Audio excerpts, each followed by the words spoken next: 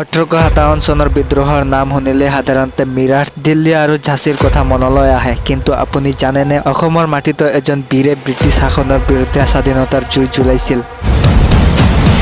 তেওঁ আছিল মণিৰাম দেৱান, অসমৰ প্ৰথম স্বাধীনতা সংগ্ৰামী আৰু প্ৰথম ভাৰতীয় চাহ খেতিয়ক। এজন সাধাৰণ কৃষক পৰিয়ালৰ সন্তান হৈও তেওঁ দেখুৱাইছিল অসাধাৰণ সাহস, দূৰদৃষ্টি আৰু দেশপ্ৰেম। कहानी है ये दो युक्तिपूर्ण योजनाकर्ताओं की जिन्होंने आसाम में आजादी की डोर संभाली। আজিৰ এই ভিডিঅ'ত আমি জানিম সেই মহান বীৰৰ সংগ্ৰাম, বলিদান আৰু অসমৰ ইতিহাস সলনি কৰা তেওঁৰ প্ৰেৰণাদায়ক কাহিনী। 1806 চনৰ 17 এপ্ৰিলত অসমৰ যোৰহাট জিলাৰ চাৰিং নামৰ ঠাইত এখন সাধাৰণ পৰিয়ালত জন্মগ্ৰহণ কৰিছিল মণিৰাম দত্ত বৰুৱা। তেওঁক সকলোৱে মণিৰাম দেৱান বুলি জানিছিল। তেওঁৰ পিতৃ আছিল এজন সাধাৰণ কৃষক, কিন্তু মণিৰামৰ মনত আছিল অসাধাৰণ সপোন। সৰুৰে পৰাই তেওঁ অসমৰ ইতিহাস, আহোম ৰাজত্বৰ গৌৰৱ আৰু ব্ৰিটিছৰ আগমনৰ কথা শুনি ডাঙৰ হৈছিল। অসমত ব্ৰিটিছৰ প্ৰভাৱ বাঢ়ি অহা সময়ত মণিৰামে নিজৰ বুদ্ধিমত্তাৰে ব্ৰিটিছ প্ৰশাসনত প্ৰৱেশ কৰিলে। 1826 চনত জামছিংফা সন্ধিৰ পিছত অসম ব্ৰিটিছৰ নিয়ন্ত্ৰণলৈ আহিল। মণিৰামে ব্ৰিটিছ বিষয়াসকলৰ সৈতে কাম কৰা আৰম্ভ কৰিলে। তেওঁৰ বুদ্ধিমত্তা আৰু অসমীয়া ভাষাৰ জ্ঞানৰ বাবে তেওঁক শীঘ্ৰেই দেৱান পদবী দিয়া হ'ল। তেওঁ ব্ৰিটিছক বাৰ্মিজ আক্ৰমণৰ পৰা অসম ৰক্ষা কৰাত সহায় কৰিলে। কিন্তু ইয়াৰ মাজতে তেওঁৰ মনত অসমৰ স্বাধীনতাৰ সপোন জাগ্ৰত হৈ উঠিল। এদিন মণিৰামে সিংফ জাতিৰ লোকসকলৰ পৰা চাহৰ কথা শুনিলে। তেওঁলোকে চাহ গছ খেতি কৰি চাহ খাইছিল। মণিৰামে এই কথা ব্ৰিটিছৰ বিষয়া ৰবাৰ্ট ব্ৰুচক জনালে। ৰবাৰ্ট ব্ৰুচে চাহৰ নমুনা লৈ কলকাতালৈ পঠিয়ালে আৰু ইয়াক চীনা চাহৰ বিকল্প হিচাপে গণ্য কৰা হ'ল। এইদৰে অসম চাহৰ আৱিষ্কাৰ হ'ল। মণিৰামে এই সুযোগ চিনি পাই নিজে চাহ খেতি আৰম্ভ কৰিলে। 1840 চনত তেওঁ চীনামৰা আৰু চিংলুং নামৰ দুখন চাহ বাগিচা স্থাপন কৰিলে। তেওঁ অসমৰ প্ৰথমগৰাকী ভাৰতীয় চাহ খেতিয়ক হ'ল।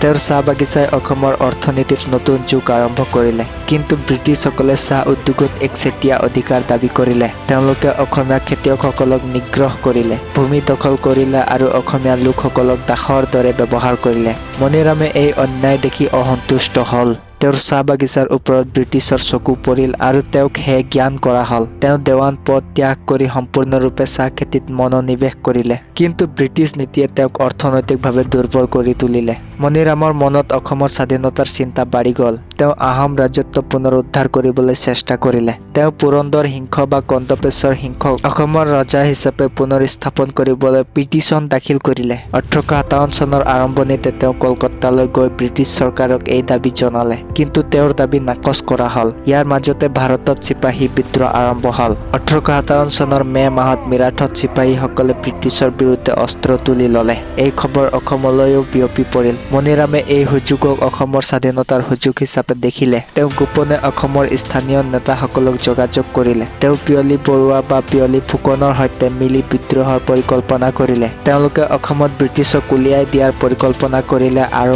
আহোম ৰাজত্ব পুনৰ স্থাপন কৰিবলৈ চেষ্টা কৰিলে। মণিৰামে স্থানীয় জনজাতিৰ নেতাসকলক একত্ৰিত কৰিলে। তেওঁলোকে অস্ত্ৰ-শস্ত্ৰ সংগ্ৰহ কৰিলে আৰু বিদ্ৰোহৰ প্ৰস্তুতি চলালে। কিন্তু ব্ৰিটিছ গোয়েন্দাই এই পৰিকল্পনাৰ খবৰ পালে। 1857 চনৰ শেষৰ ফালে মণিৰামক কলকাতাত গ্ৰেপ্তাৰ কৰা হ'ল। তেওঁক যোৰহাটলৈ অনা হ'ল আৰু বিচাৰ চলোৱা হ'ল। বিচাৰত তেওঁক ৰাজদ্ৰোহৰ অভিযোগত দোষী সাব্যস্ত কৰা হ'ল। পিয়লি বৰুৱাকো গ্ৰেপ্তাৰ কৰা হ'ল। 1857 চনৰ 26 ফেব্ৰুৱাৰীত যোৰহাটৰ কেন্দ্ৰীয় জেলত মণিৰাম দেৱানক ফাঁচি দিয়া হ'ল। তেওঁৰ মৃত্যুৰ সময়ত তেওঁৰ বয়স আছিল মাত্ৰ 51 বছৰ। পিয়লি বৰুৱাকো একেদিনেই ফাঁচি দিয়া হ'ল। মণিৰামৰ মৃত্যুৱে অসমত এক নতুন জাগৰণ সৃষ্টি কৰিলে। তেওঁক অসমৰ প্ৰথম স্বাধীনতা সংগ্ৰামী হিচাপে স্মৰণ কৰা হয়। তেওঁৰ চাহ খেতিৰ অৱদানে অসমক বিশ্ব মানচিত্ৰত স্থান দিলে। আজিও অসম চাহৰ নাম মণিৰাম দেৱানৰ সৈতে জড়িত। তেওঁৰ সমাধিস্থল যোৰহাটত অৱস্থিত আৰু ইয়াক মণিৰাম দেৱান সমাধি ক্ষেত্ৰ বুলি কোৱা হয়। তাত লোকসকলে তেওঁক শ্ৰদ্ধাঞ্জলি জ্ঞাপন কৰে। মণিৰামৰ জীৱন এটা সংগ্ৰামৰ কাহিনী। তেওঁ সাধাৰণ পৰিয়ালৰ পৰা উঠি অসমৰ অৰ্থনীতি আৰু ৰাজনীতিত গুৰুত্বপূৰ্ণ ভূমিকা পালন কৰিলে।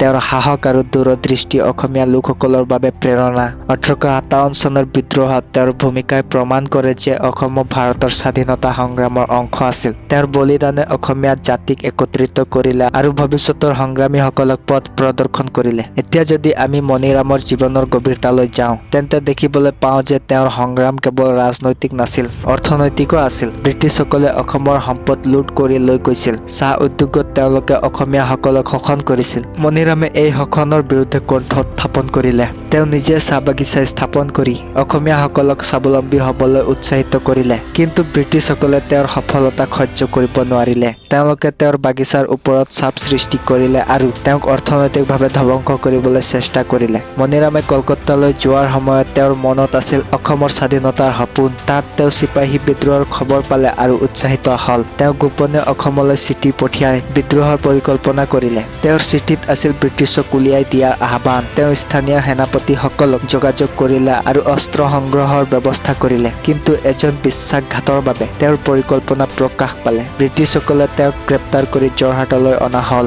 বিচাৰৰ সময়ত মণিৰামে নিৰ্ভীকভাৱে ক'লে, মই অসমৰ স্বাধীনতাৰ বাবে যুঁজিছো, মোৰ কোনো অনুতাপ নাই। তেওঁক ফাঁচীৰ হুকুম দিয়া হ'ল। ফাঁচীৰ আগদিনা তেওঁ নিজৰ পৰিয়ালক চিঠি লিখি ক'লে, মোৰ বলিদান অসমৰ ভৱিষ্যতৰ বাবে। 26 ফেব্ৰুৱাৰী ৰাতিপুৱা তেওঁক ফাঁচী দিয়া হ'ল। তেওঁৰ শেষ কথা আছিল জয় আই অসম। মণিৰামৰ মৃত্যুৱে অসমত শোকৰ ছাঁ পেলালে। লোকসকলে তেওঁক শ্বহীদ হিচাপে স্মৰণ কৰিলে। তেওঁৰ গীতসমূহ আজিও গাঁৱত গোৱা হয়। মণিৰাম দেৱানৰ গীত নামেৰে পৰিচিত এই গীতসমূহত তেওঁৰ সাহসৰ কথা বৰ্ণনা কৰা হয়। তেওঁৰ অৱদানে অসম চাহ উদ্যোগক বিশ্বমানৰ কৰিলে। আজিৰ অসম চাহ বিশ্বৰ বিভিন্ন ঠাইত বিখ্যাত। মণিৰাম দেৱানৰ জীৱন এটা প্ৰেৰণাদায়ক কাহিনী। তেওঁ সাধাৰণ মানুহৰ পৰা উঠি মহান সংগ্ৰামী হ'ল। তেওঁৰ সংগ্ৰামে প্ৰমাণ কৰে যে এজন ব্যক্তিয়ে সমাজ সলনি কৰিব পাৰে। তেওঁৰ বলিদান অসমীয়া জাতিৰ বাবে চিৰস্মৰণীয়। আজিৰ যুৱকসকলে তেওঁৰ পৰা শিকিব লাগে যে স্বাধীনতা আৰু অৰ্থনৈতিক স্বাৱলম্বিতা কিমান গুৰুত্বপূৰ্ণ। মণিৰাম দেৱান অসমৰ ইতিহাসৰ এক উজ্জ্বল নক্ষত্ৰ। তেওঁৰ কাহিনী প্ৰজন্মৰ পৰা প্ৰজন্মলৈ বিয়পি থাকিব।